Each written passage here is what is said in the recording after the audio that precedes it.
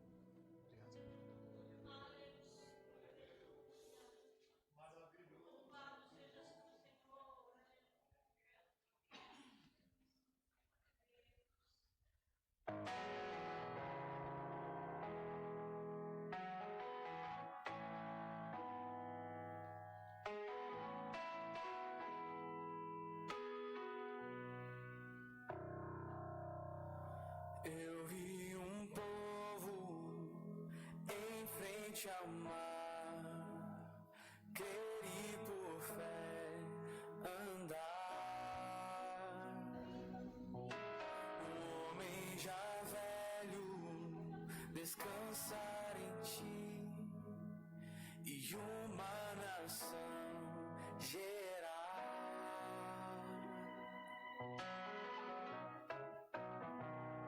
Milagres vão acontecer, tudo é possível que crê. O Deus que tudo conquistou, ao nosso lado está. Abriu o mar pra eu passar, mesmo no vale eu vou descansar. O Deus que tudo pode ver e pode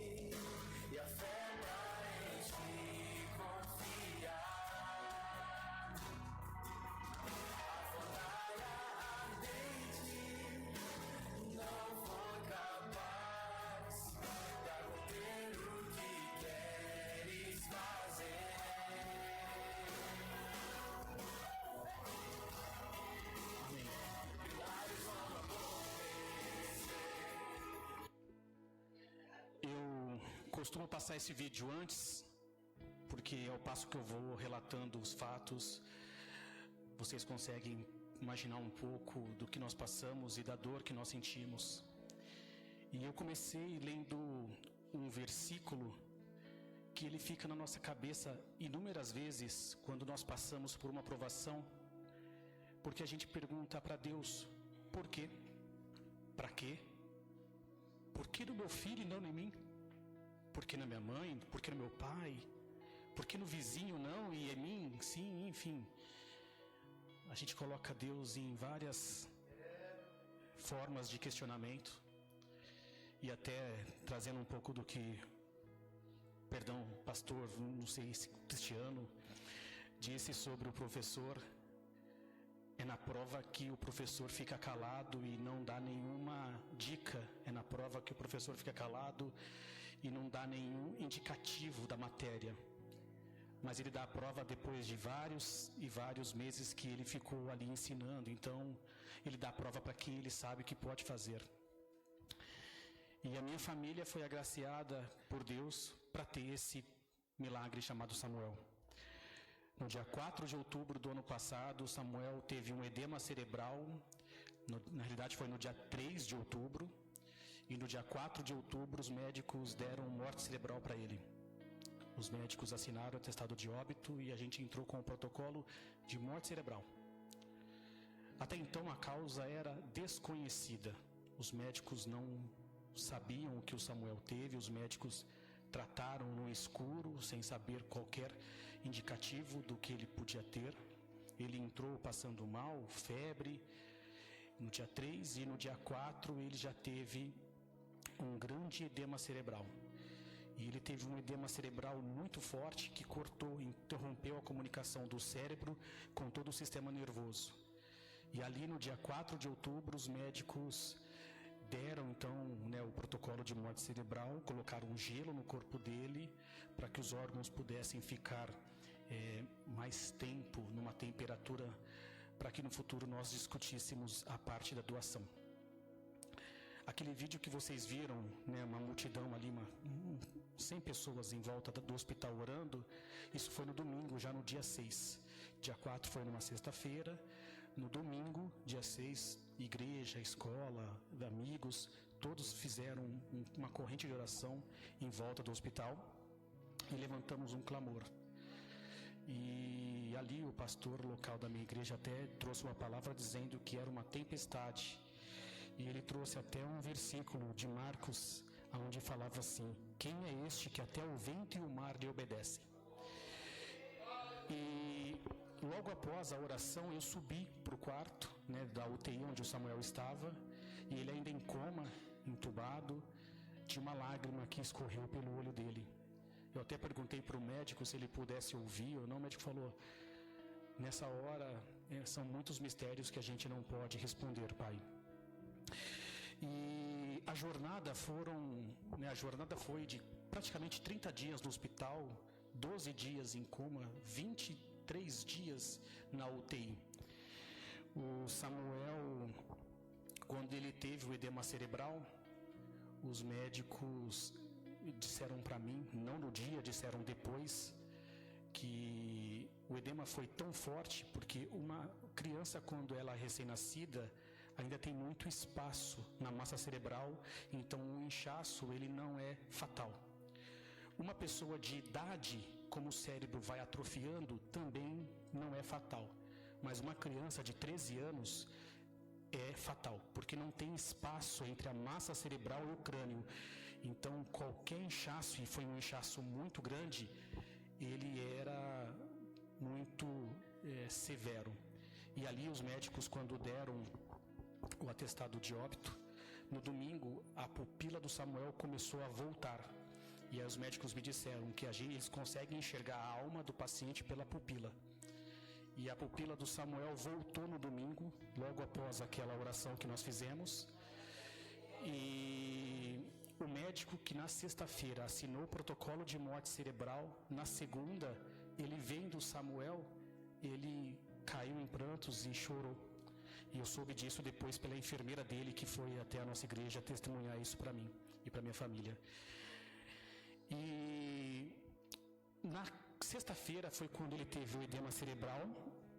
E no dia 10, nós voltamos e fomos ao hospital diariamente. Ele tinha acordado. E ali a gente achava que já tinha terminado, que foi só um sono profundo. No dia 10 ele abriu o olho, no dia 10 ele conversou comigo, no dia 10 ele pegou na minha mão, no dia 11 ele teve novamente um outro edema cerebral, ainda mais severo. Ali os médicos disseram: pai, hoje seu filho já era para estar morto, mas ele não morreu, não sei explicar o porquê.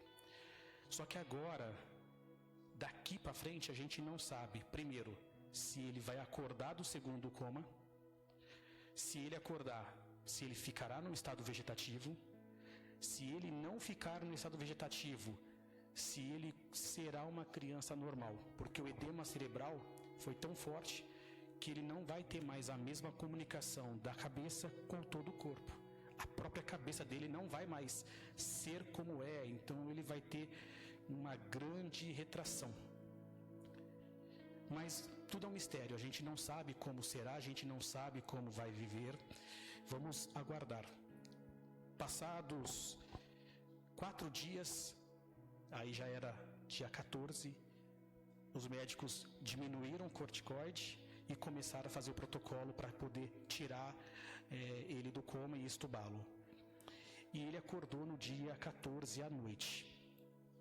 E quando ele acordou, ele parecia um zumbi. Ele ficava na cama, deitado, olhando um ponto fixo, e ele não esboçava nenhuma reação. Ele não mexia nenhuma parte do seu corpo, não mexia dedos, não mexia pé, não tinha sensibilidade, não mexia os olhos, ele ficava com o olho aberto, mas ele ficava olhando para o nada, como se fosse vagando. E ali os médicos me diziam: pai, pode ser um dos estados vegetativos, ele pode não estar aqui. Ele ainda tem ondas cerebrais, mas a gente não sabe o quanto e onde ele está. E ficamos 2 dias assim, tanto que no dia 16 de outubro, uma quarta-feira, eu me lembro perfeitamente bem, 18 horas, teve a troca do plantão dos médicos. E quando teve a troca dos plantões, um dos médicos, um dos neurologistas, ele chegou no Samuel, o Samuel estava daquele jeito, vagando, e ali eu já estava muito em xeque comigo, porque eu dizia: Deus, eu pedi para o meu filho não ir, eu pedi para que o Senhor mantivesse ele vivo, mas não é o filho que eu quero ter numa cama, não é o filho que eu quero não abraçar, não jogar bola, não jogar videogame, fazer as coisas que a gente sempre fez. E esse médico chegou, viu Samuel naquele estado, pôs a mão na perna dele e falou: pai, você sabe que seu filho nunca mais será o mesmo. Só que ele não falou com aquele ar de esperança, ele falou com aquela facada que machuca, que maltrata. Eu fui embora umas 10 horas da noite, e eu cheguei em casa muito mal, falei para minha esposa que estava com dor de cabeça, fui pro banho, sentei no chuveiro e comecei a chorar. Meu filho mais novo, inclusive, não pôde estar aqui porque ele está com catapora. E ele, vendo que eu demorava muito tempo no banho, ele subiu. Ele não bateu na porta, ele já chegou e abriu a porta e falou: pai, por que está demorando? E ele me viu sentado no chão chorando. Ele tem 10 anos de idade. E ele, com roupa e tudo, de pijama, sentou do meu lado debaixo da água e falou: chora, pai. Chora porque eu também choro escondido. Porque eu sinto falta do meu irmão. E eu tenho medo que ele parta. E é muito gostoso falar da lembrança dos meus 2 filhos, porque naquela sexta, dia 4 de outubro, quando ele teve o edema, eu sentei com o Davi e falei: Davi, o Samuel piorou, o Samuel está dormindo e pode ser que ele não acorde. Isso era 1h da manhã. Ele começou a chorar e falou: pai, o Samuel vai morrer? E eu não soube o que responder. Falei: ele pode. Ele: vamos orar, pai. A gente entrou no quarto do Samuel, pegamos uma foto que o Sam tem na cabeceira da cama, e ele falou: posso pôr uma música, pai? Falei: pode. Ele: vamos pôr a música do Sam. E antes de tudo isso acontecer, a gente sempre, quando ia para a escola, para a igreja, a gente ficava brincando. Qual é o dia que cada um escolhe as músicas no Spotify? E sempre quando o Sam escolhia a música, ele escolhia a música do Marquinhos Gomes, Não Morrerei. E a gente nem lembrava dessa música. E aí naquela oração, dia 4 de outubro, 5 já, né, 1h30 da manhã, aquela música entrou como uma oração. Quem tem promessa de Deus não morre. E eu peguei aquilo para mim. Eu confesso que quando teve o edema cerebral, a minha fé foi pro chão. Eu não fui forte. E aí eu trago um recado para as mulheres: continue sendo as colunas das casas, porque a minha esposa foi a minha coluna de força do meu lado ali, falando: é só uma prova, é só uma tempestade. Porque quando eu estava no hospital, ela não estava. Quando eu vi o Samuel entrar em coma e os médicos me tiraram da sala, ali eu falei: Deus, por quê? Pra quê? Eu não aceito. E aí eu já comecei a fazer e a falar coisas que não devia. E aí uma coisa que eu aprendi com tudo isso: no silêncio, sozinho, é a pior parte quando vocês passam por uma provação. Se alguém estiver passando por uma prova, não importa qual seja, não fique sozinho. Somente Jesus sozinho no deserto conseguiu vencer. E sozinho vem as piores sensações, os piores pensamentos, os maiores temores, e você fica colocando em xeque toda a sua existência e toda a sua crença. E voltando então pro dia 14, 15, 16, quando eu estava chorando, ele chorou comigo e falou: pai, vai passar. E até aquele momento, então a gente já falava de 13 dias desde a internação do Sam, eu falava: Deus, fala comigo. E eu não escutava uma palavra. E eu falava para Deus assim: quem sou eu para falar como que o Senhor deve falar comigo? Eu não vou fazer uma aposta e falar: eu quero que um homem chegue, uma mulher chegue, aponta o dedo. Não, eu falei: eu quero sentir Deus falando comigo sem a minha condição, porque eu estava tão sensível que qualquer abraço você falar é Deus me abraçando. Então assim, eu falei: Deus, eu quero te ouvir verdadeiramente sem essa minha percepção de fraqueza. E todo dia eu falava isso, e essa palavra foi num sábado, dia 5, meu pastor falando: Diego, não é porque você pecou ou porque o Samuel pecou, é porque através dele os milagres vão acontecer. E no dia 17 de outubro eu senti Deus falando comigo. No dia 17 de outubro os médicos tentaram aprovar uma medicação chamada imunoglobulina. Ela tem um custo de R$250 mil e o convênio não aprovou. A minha empresa ligou para mim e falou: Diego, como está o Sam?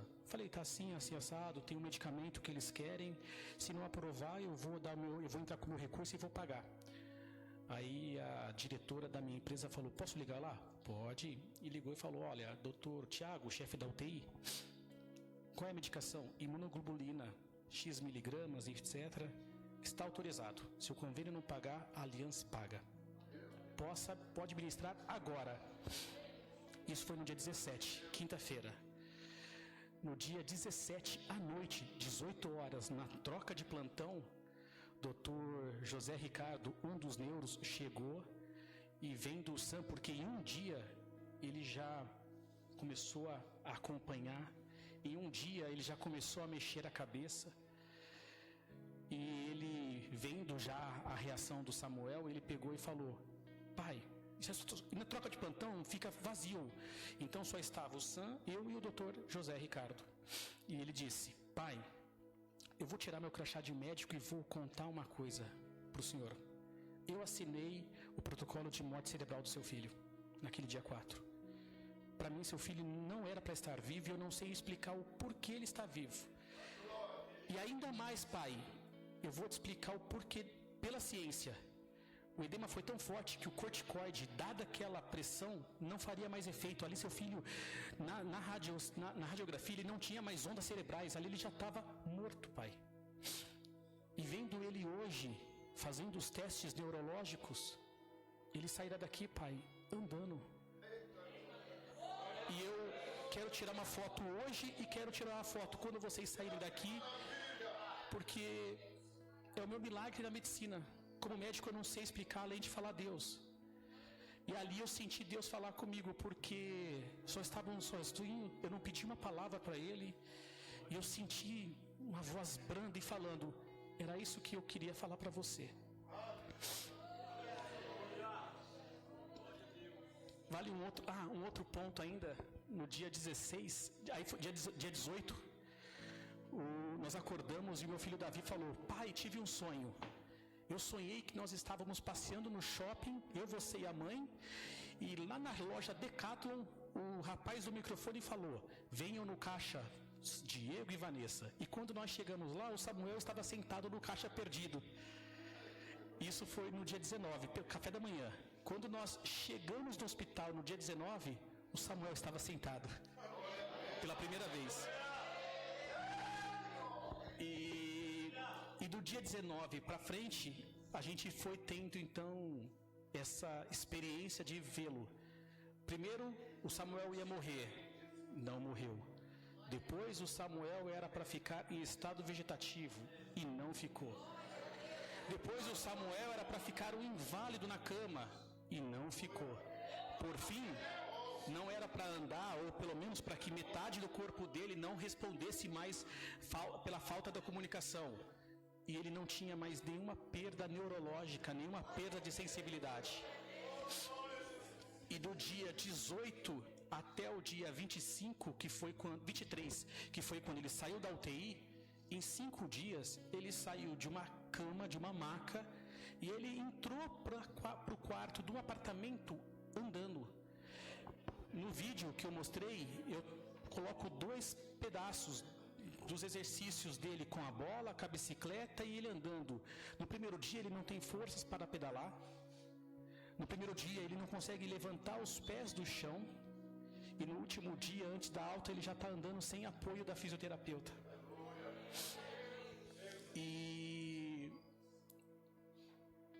depois de muito tempo, fez um ano agora em outubro, eu refletindo um pouco e escrevendo um pouco sobre tudo isso, eu ainda pergunto para Deus, por quê?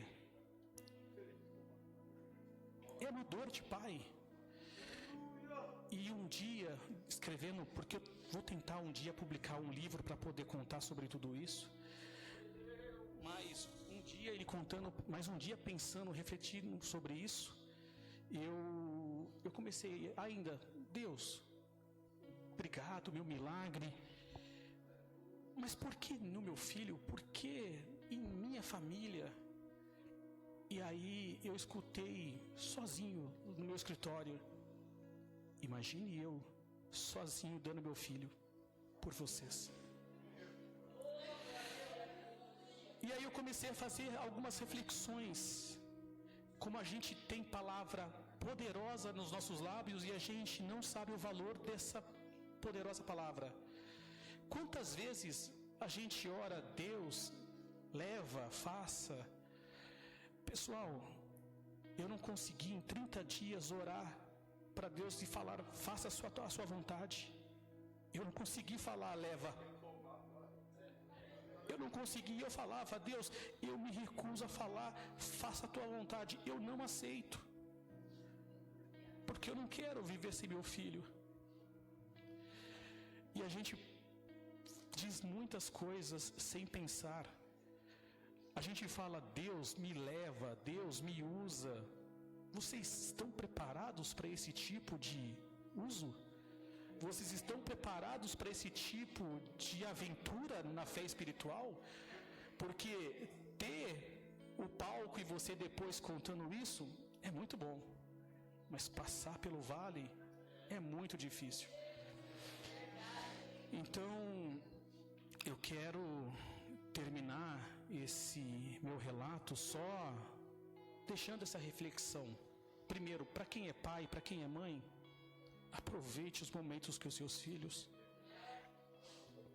Eu fiquei muito mal ficava segurando o controle de videogame na minha casa falando: idiota, quantas vezes eu falei, depois a gente joga e agora não vou ter filho para jogar.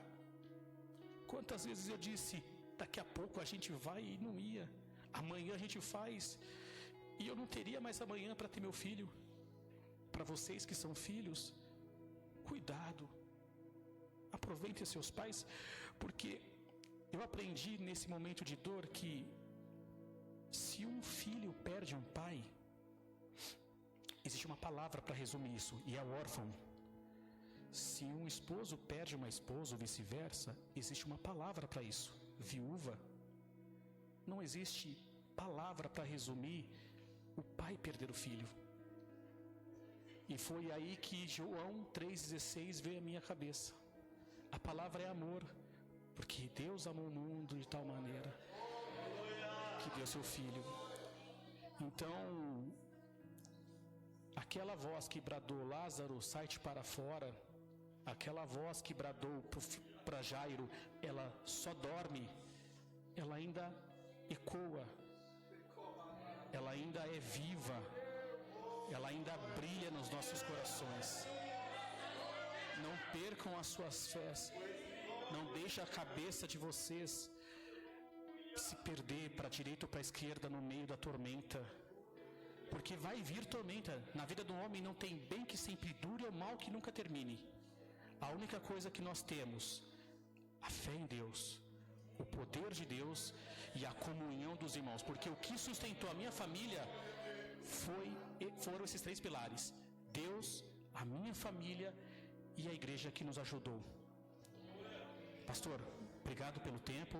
Eu espero que essa palavra